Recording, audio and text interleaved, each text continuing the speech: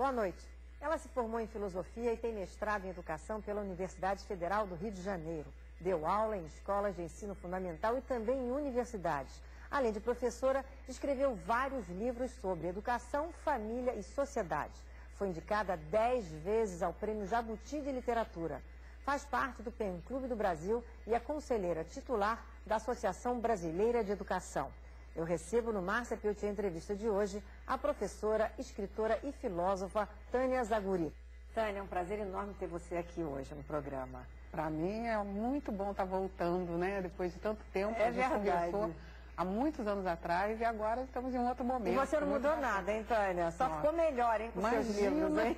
Você é uma pessoa gentilíssima, né? Obrigada, claro. Tânia. Agora vamos conversar sobre essa questão que é assim um fantasma que assombra muitas pessoas, né? A questão do limite dos filhos, né? Como é que você cria bem os filhos? O que é no mundo de hoje, né? Com tantas oportunidades, opções, não só de consumo, como também da questão toda da internet, né? Do mundo digital, onde as pessoas podem saber de tudo a qualquer hora, num clicar de um botão. Como é que a gente tem que educar os filhos?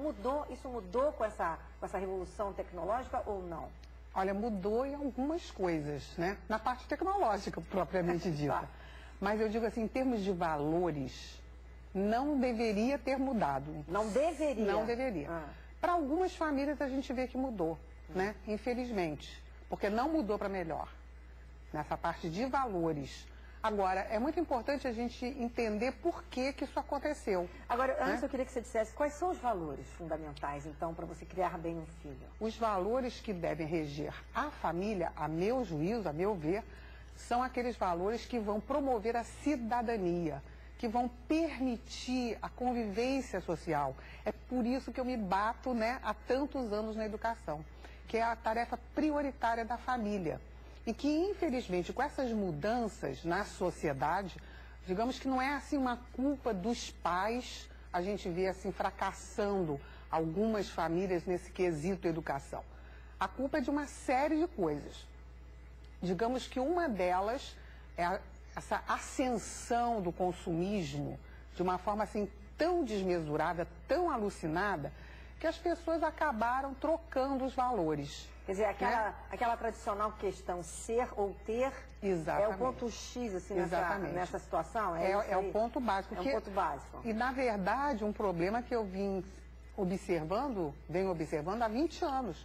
Em 91, eu lancei o livro Educar Sem Culpa, a Gênese da Ética, que é justamente para tentar mostrar para os pais, para os educadores em geral, que você não pode, de maneira nenhuma, esquecer a formação ética do seu filho. Pois é, como é que a gente forma eticamente uma criança se ela está sendo bombardeada o tempo todo por outras notícias que priorizam justamente o que se dá bem, aquele que está rico a qualquer custo, o malandrão, né? Como é que a gente prioriza isso? Totalmente pertinente a sua pergunta, porque como eu disse, a gente não pode dizer assim, a culpa é da família, porque a gente às vezes vê, né, na mídia, essas coisas todas.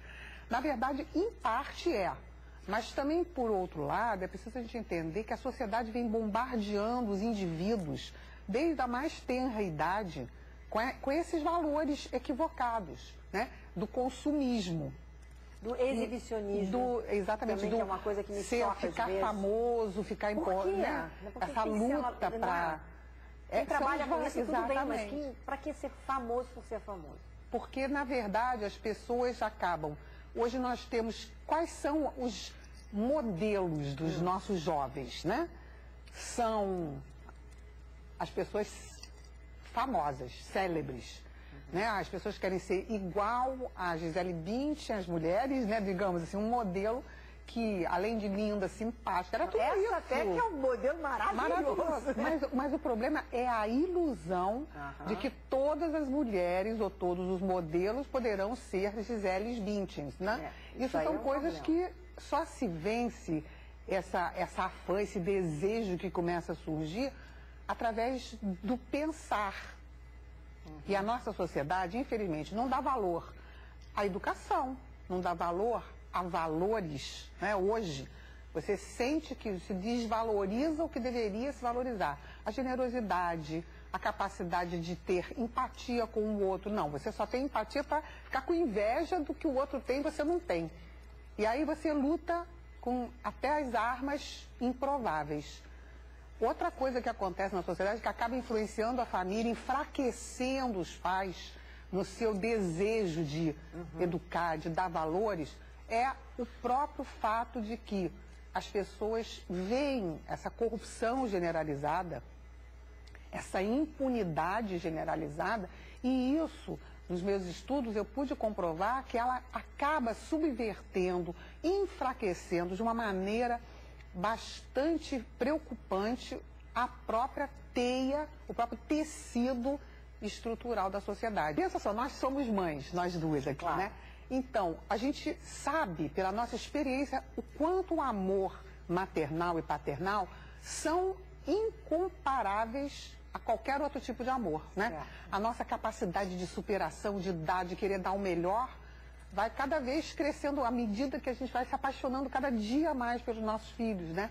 É um amor que vai só crescendo. É verdade. Se você, por um lado, tem uma sociedade em que parece, pelo menos assim, a impressão que a maior parte das pessoas tem é que só se dá bem quem tem uma certa flexibilidade de conceitos, digamos assim. Quem dá um jeitinho, moral. Exatamente.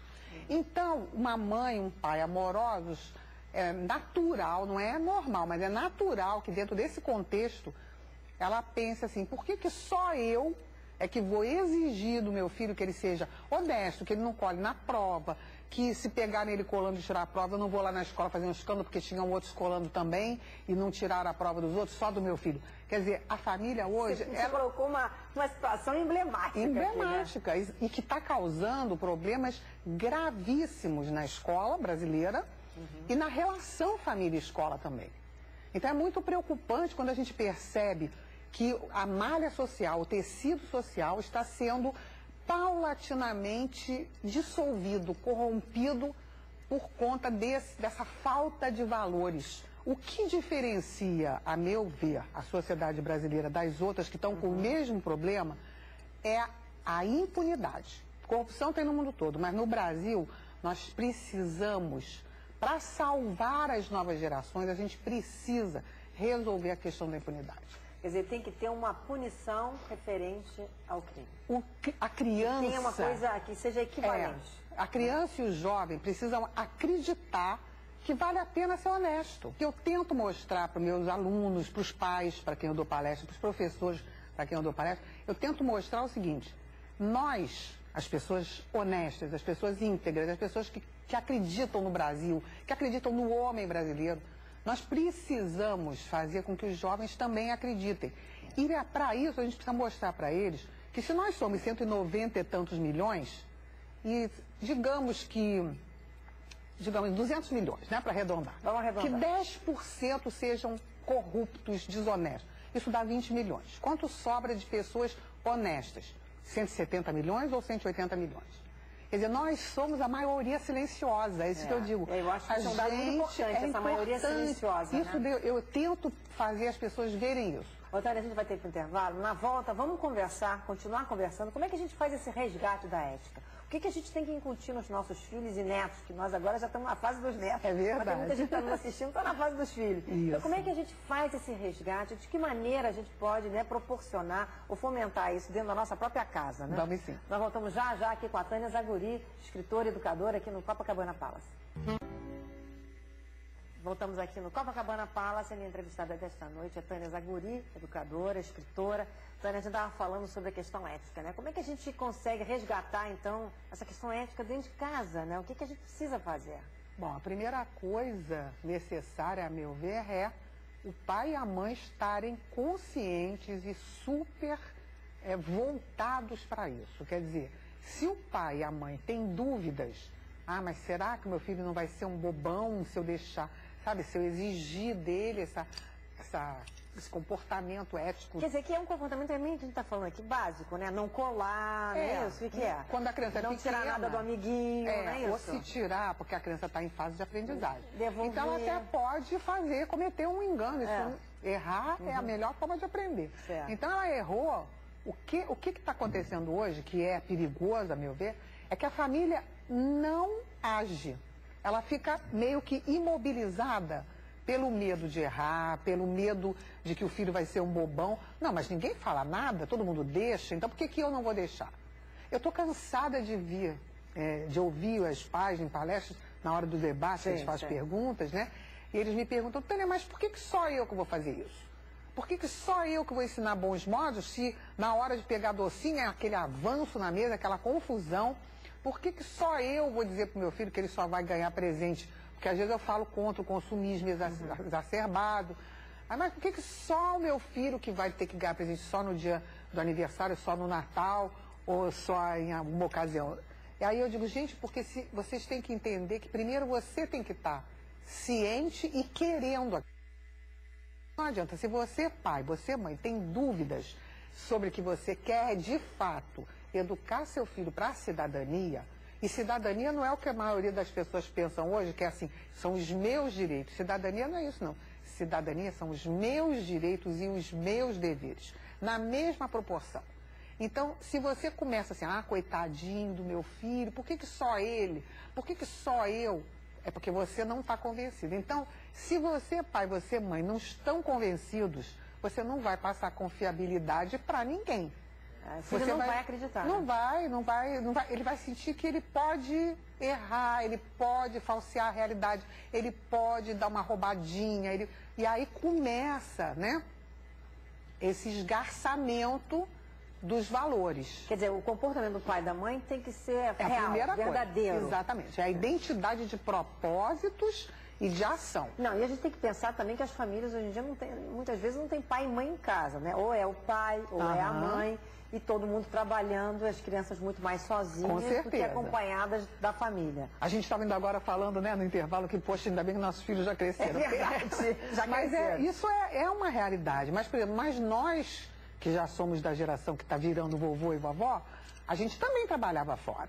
O problema não é a quantidade de horas que você fica integralmente dedicado ao seu filho, e sim quantas horas você fica bem com o teu filho. Se você fica nessas 2 horas, você está presente de corpo e alma, não é por obrigação, você está ali porque você quer, porque você está imbuída desse propósito, porque você sabe que educar, talvez seja educar um outro ser humano, né? Talvez seja o objetivo mais complexo, mais maravilhoso que exista na vida de alguém. Mas tem muito pai e muita mãe que acham o seguinte, não, eu nunca estou com meu filho. Então, quando eu estou perto dele, é que eu vou educar, vou dizer não, vou brigar, vou dizer que não pode. Não, então eu vou dar tudo para ele, que eu quero que ele goste de mim quando eu estou perto dele. Esse é um dos enganos. Essa é uma armadilha, né? Uma armadilha, porque, na verdade, é aquela culpa por você estar ausente, mas... se você se dedicar meia hora a pensar sobre essa culpa, você supera essa culpa. Porque justamente se você tem pouco tempo, aí é que a tua presença naqueles poucos momentos é tão essencial. Mas para dizer não? Para tudo. Para dizer não para o que não pode. E sim para o que pode. Mas aí o pai e a mãe sempre se perguntam, eu vou dizer não nessa hora, né? Então aí não gostam de dizer não, né, Tânia? Mas a verdade é que isso... O que está por baixo dessa ideia de não gosto de dizer não? É a culpa. A culpa e um engano seríssimo que tem hoje entre os pais mais jovens, que é a ideia de que o objetivo deles não é educar o cidadão do futuro, e sim é fazer feliz o filho. Bem, então vou pegar aqui o seu livro. Esse aqui, né? É esse que eu lancei há 2 meses. Filhos, manual de instruções, né? Isso. Para a geração, para pais das gerações X e Y. Isso. Né? Quer dizer, esse é basicamente para esses pais que hoje... A geração X é aquela que está hoje com seus 30, 40 anos, e a Y é que está com seus 20 e 30, né? Entre 20 e 30, até um pouco menos. Mas, digamos, dos que já são pais, né? Porque é mais ou menos por aí. Então, esses pais, eles têm características diversas das nossas características. Faz uma diferenciação, que eu acho super interessante. Assim, nós temos a geração dos veteranos, que são os nossos pais. Esses são os veteranos. Que nasceram ou antes da guerra, da Segunda Grande Guerra, ou no início da Segunda Grande Guerra, mais ou menos por aí, né? Que hoje estão nos seus 80, 70 anos. A nossa, que vem em seguida, que é a dos baby boomers, que foi uma geração, assim, interessantíssima, porque foi a geração que promoveu as maiores mudanças comportamentais de que se tem notícia nos últimos séculos, né? Então, vamos ver, a pílula, evoluiu, a pílula, Isso, né? foi a geração da pílula, do movimento hippie, dos Beatles, da Tropicália, exatamente, do Faça Amor, Não Faça Guerra, da Revolução Estudantil de 68, com Bedit, na França. Enfim, uma geração extremamente criativa e generosa do feminismo. Da afirmação da mulher, né? Isso, a mulher lutando pelos seus direitos, pela igualdade. Foi uma geração inclusiva. Uma geração que queria... Direitos raciais, né? Não só da mulher, mas também das outras... E financeiro, também lutou essas revoluções que aconteceram, inclusive no Brasil, né? Que acabou redundando na contra-revolução, que foi, né, o período da ditadura brasileira, né? Que veio em contrapartida a esses movimentos. Então, nós somos dessa geração, Baby Boomers. Baby Boomers. E essa geração anterior que você falou é uma geração, eu não sei, muito assim, viveu muito fantasiosamente em certos momentos. Os Baby Boomers? Não, anterior. Anteriores, os veteranos? Os veteranos. Os veteranos, eles eram os nossos pais, na verdade. Quer dizer, eles não promoveram grandes mudanças. A mulher ficava dentro de casa, cuidando dos filhos. Seguiram os modelos do padrinho. Seguiram os modelos. Tá. A nossa foi aquela que chegou e disse assim, não, vou mudar tudo, vou mudar o mundo. Vou mudar o mundo. E mudou o mundo. Mudou o mundo. E agora? Essa geração que veio depois? Então, a que veio depois, que é, por exemplo, do meu filho mais velho, que hoje está com 30 e poucos anos, é a geração chamada geração perdida, entre aspas. Ou geração X. Por que perdida? Não porque ela se perdeu e não fez nada, mas porque ela já encontrou tudo feito. Não tinha por que lutar. Nós fizemos tantas mudanças que quando eles chegaram, eles já encontraram liberdade sexual, já encontraram igualdade entre homem e mulher, o homossexualismo já não começou a não ser visto da maneira preconceituosa como era. Então, houve uma série de mudanças, uma evolução, uma coisa incrível. Então, eles chegaram e falaram, mas agora... Todo adolescente quer superar, né? Não sobrou nada para mim. O que eu vou fazer? Então, eles pegaram todas as mudanças e aprofundaram. Certo. Aprofundaram no sentido de que o que a gente queria em termos de liberdade sexual, os baby boomers, a gente queria que a mulher não fosse considerada impura ou incapaz de ser uma maravilhosa esposa porque ela não era virgem. E eles foram um pouco adiante. Né? Além de não ligarem a mínima mais para a virgindade, né? Isso a gente está falando da maioria, não quer dizer que não haja exceções. Claro. Mas assim, digamos assim, a maioria, o maior número de jovens desse grupo jogou isso por terra, aprofundou, ainda aumentou essa liberalização dos costumes que agora está no seu auge. Eu tenho até a impressão que vai chegar uma hora que vai ter que diminuir um pouco isso. Essa liberação. Que está um pouco excessiva, sim, né? Sob alguns pontos de vista. Então, e depois dele... e eles também assistiram à chegada do computador. Aqueles primeiros computadores que nós demos para nossos filhos, lembra? Que tinha que esquentar. Gente, quando eu falo isso, eu nem acredito. Aí a gente ligava o computador e ia fazer outra coisa. Ia lavar a louça... Quando a gente voltava, que estava bom para usar. E aí eles aprenderam tudo de computação, eles receberam, assim, com muita alegria essas mudanças.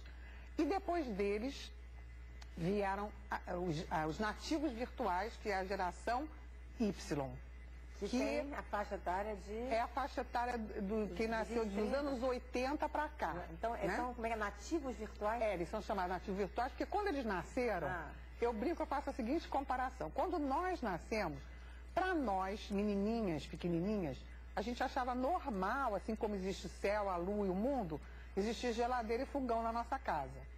Para a geração dos nativos virtuais, para eles o normal é existir computador, celular, telefone celular. iPhone, BlackBerry. Para eles essas coisas são básicas. E já está chegando uma outra, né, que é dos filhos deles, que é a geração Z, que é mais ainda. Eles têm, parece que já nascem sabendo ligar um computador. Peraí, a gente vai ter que ir para o intervalo, mas eu quero aprofundar um pouco nessas gerações aí. Nós voltamos já aqui com a Tânia Zaguri no Copacabana Palace.